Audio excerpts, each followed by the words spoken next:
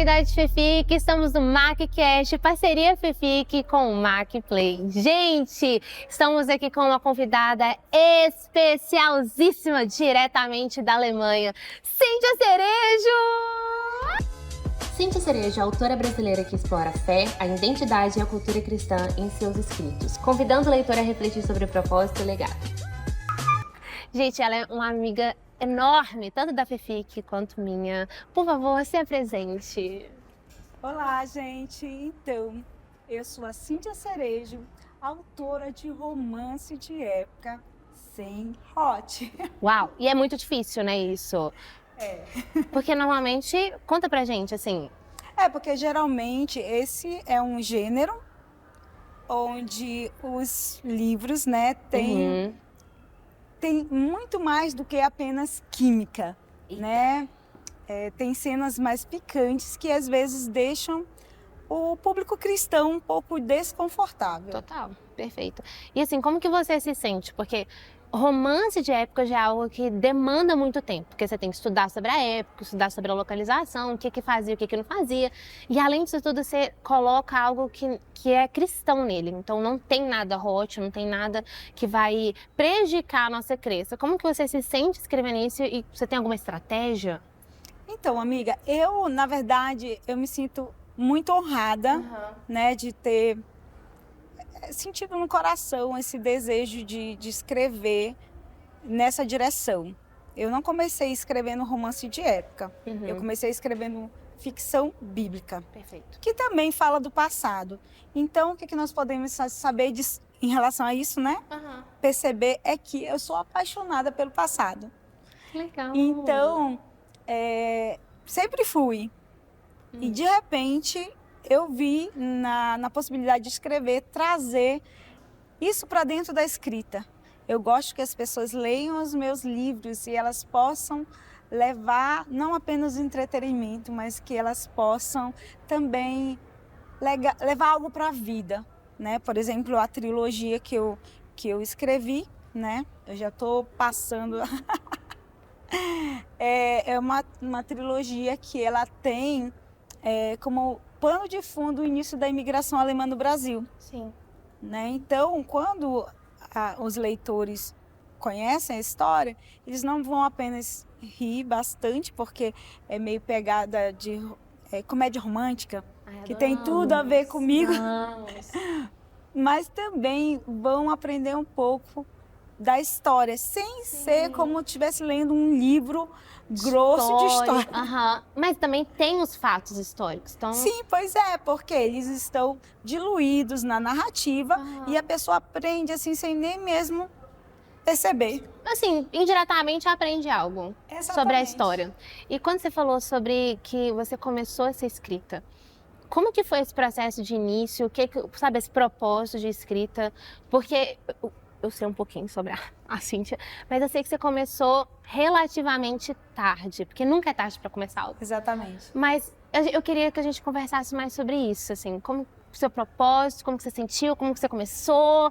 Vai, por favor. Então, eu comecei... Não, vamos do início. Eu passei a vida toda achando que eu não tinha talentos. Inveja é pecado, né, gente? Mas assim, muitas vezes, não sei você, mas eu muitas vezes senti inveja do talento dos outros. Eu via pessoas, cresci na igreja e eu via pessoas, chamado missionário, chamado pastoral, ou de canto, ou de ministrar a palavra. Eu não tinha nada. E eu passei a vida inteira. E só aos 44 anos, meio por acaso, eu descobri a escrita. Porque até isso, eu acho engraçado, Rayane, não sei se você já parou para pensar, que parece que o inimigo mesmo, ele esconde os nossos talentos. Ele usa pessoas, às vezes até pessoas que nos amam, para que a gente não perceba aquilo que Deus tem para nós. Sim. Então, eu tenho dislexia. Então, devido a isso, eu jamais, de todas as coisas que eu já imaginei que eu pudesse fazer, escrever, com certeza não era uma delas. Já que desde pequena eu tive problema em escrever certas palavras. Sim. Elas simplesmente fogem. Tem vezes que eu escrevo certo, tem vezes que não. Até mesmo quando eu leio. Então, às vezes, eu penso que li uma coisa e eu li outra. Já me meti em cada uma. Mas começou mais ou menos assim, amiga. Entendi. E aí, você começou primeiro com ficção bíblica. Por sinal, são lindas. Me fala os seus títulos, que eu esqueci, me perdoa. Tá. Apresentadora de milhões. Então, o primeiro livro é Se Eu Apenas o Tocar. É um romance, é uma história romanceada da mulher do fluxo de sangue. Ai. Então eu dei um passado para ela, né? Eu passo naquele momento do milagre, Sim. preservando, claro, tudo que está na Bíblia, Sim. de forma fiel, mas também dou um futuro. O que aconteceu com ela depois do milagre? Nossa, incrível. E aí eu tenho mais um outro que é um spin-off dessa história. É a história da vilã. Eu adoro. E é uma história de redenção. Amo. Agora, sinceramente, eu não comecei, não foi assim tão simples. É uma longa história, mas diante de tantas tentativas de descobrir o que eu poderia fazer, eu fazia bonecas de pano,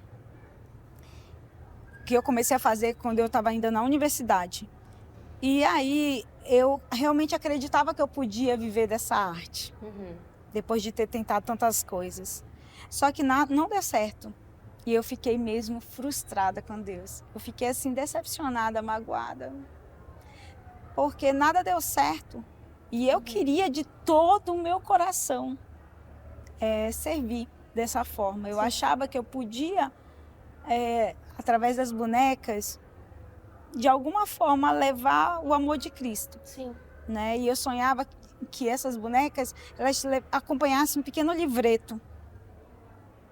Só que não deu certo. Então, um certo dia, depois de muito tentar, eu não lembro quantos anos exatamente, mas foram alguns, eu estava pronta para dizer: aqui, Deus, eu desisto e eu entrego para Ti o que eu tanto amo.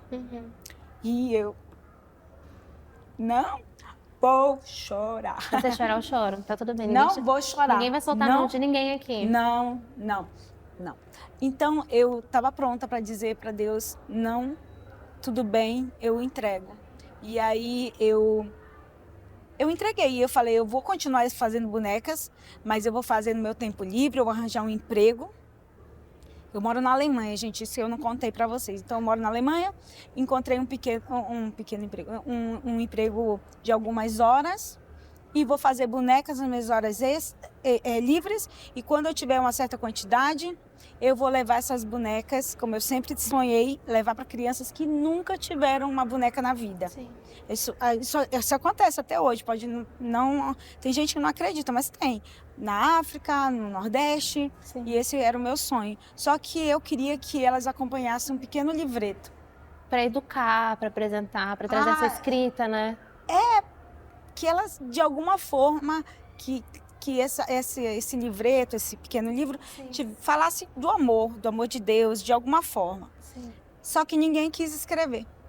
Não tinha ninguém para escrever e eu procurei os amigos, os filhos, ninguém.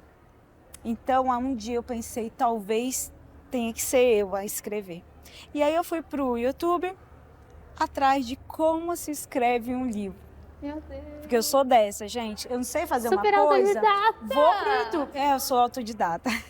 Inclusive, meus vestidos eu faço dessa forma. Sim, por favor, depois acabou aqui, vocês vão lá no Instagram da Cíntia para vocês verem um vestido rosa maravilhoso e tal. Mais de um, né, gente? Eu faço alguns vestidos. Então, cada livro geralmente tem. Inclusive, eu estou vestida do spoiler do livro 3, dessa trilogia. É isso que eu ia falar agora, porque o vestido do segundo livro é azul e ela tá de verde. Então, tem um mega spoiler aí. Pois é, então, foi assim que eu comecei. Percebi que eu amava estudar sobre escrita. Caraca. E aí aconteceram algumas coisas, né? Mas assim, em torno, acho que de uns 6 meses eu estudei e eu acabei indo fazendo um curso de escrita criativa. Muito bom. Escreva seu livro em 30 dias. E foi eu escrevi o Se Eu Apenas Tocar em 30 dias. E o Senhor me trouxe esse tema, né, de que Se Eu Apenas Tocar. Não era a princípio o que eu pretendia escrever, mas eu super me identifiquei com a história dela, com o milagre que ela estava vivendo, e nasceu um grande livro. Só que eu nunca imaginei que eu precisaria enfrentar os meus maiores medos. E quais são, Rayane? Adivinha? Falar para a câmera. Mentira! Então você está vivendo aqui a superação de um medo. A cada dia, né? Nossa, porque sim. Quando eu escrevi o livro, eu não imaginei que... eu pensei que escrever era a parte mais difícil. Eu pensei que eu escreveria e acabou. Aí me falaram, agora, querida, você vai ter que vender os livros. E eu tive que aprender a mexer nas redes sociais. Né? Eu tinha 44 anos quando isso aconteceu. E eu não fazia ideia. Ou seja, assim, sou uma tiazona aprendendo tudo. Cara, mas eu acho isso tão legal quando a gente fala de propósito, principalmente na área da escrita, na área da criativa, tem gente que recebe muitos nãos de si mesmo, da sociedade, da família, no sentido tipo assim, escrita não é um trabalho. Escrita ou a área da comunicação não é um trabalho. Você não vai sobreviver disso. E eu acredito que você já deva ter ouvido isso. Porque eu que trabalho com comunicação já ouvi isso. Alguns propósitos parece que são negligenciados ou subestimados. Sim. Pelo mundo, mas é uma forma tão linda da gente manifestar a presença e a glória de Deus. É muito difícil, é muito triste, na verdade, né? Porque hoje, quando eu olho para trás, eu cheguei a pensar em fazer educação artística ou algo do gênero, que era algo que me atraía. Mas acabei indo para enfermagem. Caraca, Cíntia! Então, sim, eu sou enfermeira formada, mas não passa mal perto de mim, porque eu vou passar mal junto. As duas caem no chão. De verdade, tem vezes que eu vejo sangue assim e me dá umas tonturas. Que isso? Mentira, gente. Mas formei, consegui, bravamente. Mas eu poderia ter ido para a educação artística, por exemplo. Sim. Ou ter estudado letras, que também seria ótimo para mim. Só que o que acontece é que eu visei, talvez influenciada pelo meio, né, o dinheiro. Né? Então eu precisava me sustentar, precisava fazer algo que desse mais dinheiro. Em outro país? Não, isso foi no Brasil. Ah, isso foi no Brasil, desculpa. Eu sou natural de Manaus e eu fiz a Universidade Federal do Amazonas. E nesse tempo eu fui para a Alemanha faz 17 anos. Eu fui em 2008 para lá, né? Tá. Então eu já estava formada. Mas assim, eu acredito que eu teria aproveitado muito mais. Mas não tem problema. Eu cheguei, inclusive, a pensar, Rayane, né, antes de encontrar a escrita, que não tinha mais chance, sabe? Teve uma hora que eu olhei para mim e falei, nossa, eu já passei da metade da vida. Da fase de errar, né? Vamos dizer assim. Porque tem muito isso. Já é muito tarde para começar algo novo. E Deus me mostrou que eu estava errada. Eu descobri a escrita e assim, eu me descobri. Eu acho muito bonito, porque conhecendo a sua história, eu sinto muito que Deus, ele redimiu o tempo. Sim. É algo incrível de pensar, porque o tempo que foi perdido, vamos dizer assim, foi um tempo de amadurecimento com o Senhor. Sim. Para você fazer um conto tão, né, livros tão maduros. Eu acredito verdadeiramente que o Senhor tem sido generoso comigo em relação ao tempo. E o meu desejo é de poder escrever cada vez mais. Não vou chorar. Ah, para que eu já tô chorando.